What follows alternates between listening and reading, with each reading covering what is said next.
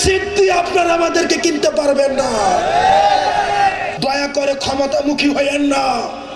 ক্ষমতামুখী যারা হয়েছে তাদেরকে দেশ ছেড়ে পালাতে হয়েছে। আমরা যতদিন পর্যন্ত রাজপথে আছি আমাদেরকে হাসিনা কিনতে পারে নাই, আমাদেরকে আওয়ামী লীগ কিনতে পারে নাই। আমরা ত্যাক্ত কণ্ঠে বলতে চাই, এই তরুণ প্রজন্মের সাথে আপনারা যারা বেঈমানি করবেন, আপনারা আমাদের আসনের লোভ দেখাবেন, আপনারা বলবেন আমরা মুখ আসন ছেড়ে দিব, পার্লামেন্টে একটা সিট দিয়ে আপনারা আমাদেরকে কিনতে পারবেন না। আমাদের এই যে জন আকাঙ্ক্ষা তৈরি হয়েছে সেটির প্রতিফলন আপনাদেরকে ঘটাতে হবে। এই তরুণ প্রজন্মের ভাষা বুঝুন। যমুনা স্মার্ট রেফ্রিজারেটর, স্মার্ট লাইফে স্মার্ট রেফ্রিজারেটর।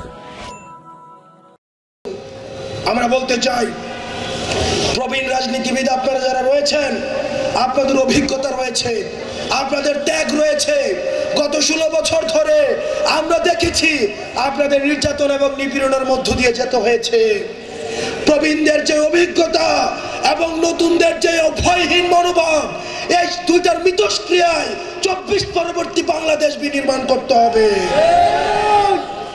অন্যদিকে একদল রয়েছে কিভাবে তরুণদেরকে, তাদের মতামত হচ্ছে আন্দোলন হয়েছে, সফল হয়েছে, তোমরা আবার ঘরে ফিরে যাও, ক্ষমতা আবার আমরা একাই নিব।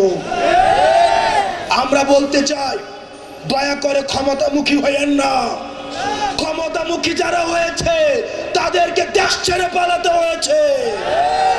ক্ষমতামুখী না হয়ে আপনারা জনতামুখী হন। আপনারা যতক্ষণ পর্যন্ত জনতামুখী হবেন, তরুণ প্রজন্ম আপনাদেরকে সঙ্গ দিবে।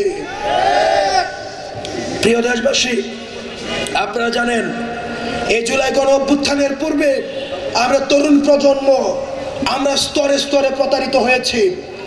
আমাদের মধ্যে বেকারত্ব ছিল, আমরা দেখেছি বিচার ব্যবস্থা কাজ করে নাই, আমরা দেখি পুলিশ কাজ করে নাই, প্রশাসন হচ্ছে এক ধরনের মাফিয়া তন্ত্র হয়েছে।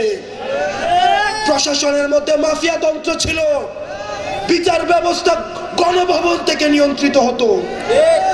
আমরা এই তরুণ প্রজন্ম প্রশাসনিক সংস্কার চাই, আমরা এই বিচার ব্যবস্থার সংস্কার চাই, আমরা নির্বাচনের সংস্কার চাই। তারা ৭১ পরবর্তী সময়ে, ৯০ পরবর্তী সময়ে আমাদেরকে যেই বাংলাদেশ দিতে ব্যর্থ হয়েছে, আমরা সেই বাংলাদেশ উপহার দিতে চাই। যেই বাংলাদেশে প্রত্যেকটা মানুষ নাগরিক হয়ে উঠবে, যেই বাংলাদেশে প্রত্যেকটা মানুষ নাগরিকের যে অধিকার রয়েছে সেই অধিকার নিয়ে গর্ব করে বাংলাদেশে বাঁচতে পারবে। সেই পর্যন্ত আপনারা ভালো থাকবেন, সুস্থ থাকবেন। আমরা যেন একটি ২৪ পরবর্তী একটি আদর্শ বাংলাদেশ গড়তে পারি, সার্ভিস ওরিয়েন্টেড বাংলাদেশ গড়তে পারি এবং সেখানে সবার অংশগ্রহণ কাম্য।